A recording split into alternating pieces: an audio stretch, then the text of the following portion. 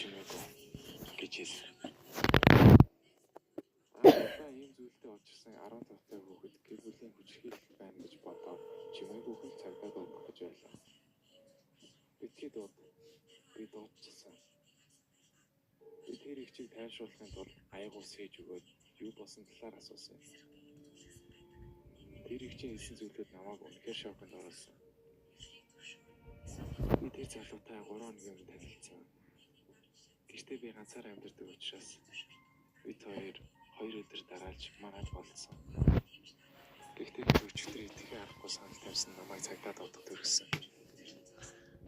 Би цааш нь юу болсныг сонсохыг хүссэнгүй.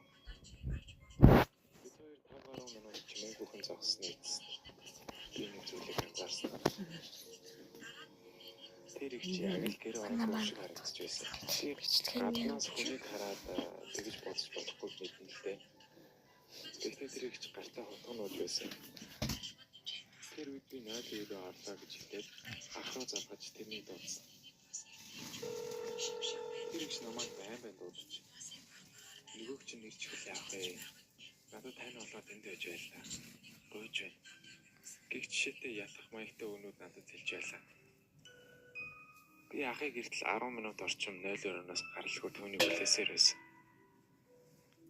Ах орж ирэхдээ цагдаа даваалан орж ирсэн.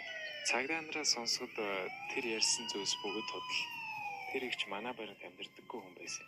Одоо бодох нэ тэр үед би хань болоод цог зогсож байсан бол ах маань гэртээ ирэхэд аюул төртөх боломжтой байсан. Энэ явдлыг хүмүүстэй яриа сууж байгаадаа би одоо ч хүртэл өөртөө болон зүүн совиндоо талархдаг.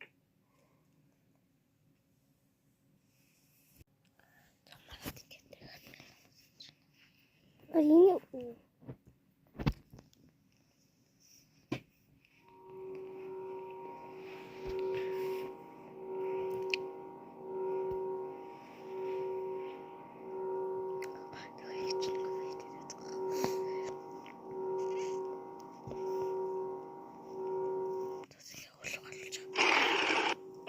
Сайн хүлээж байна.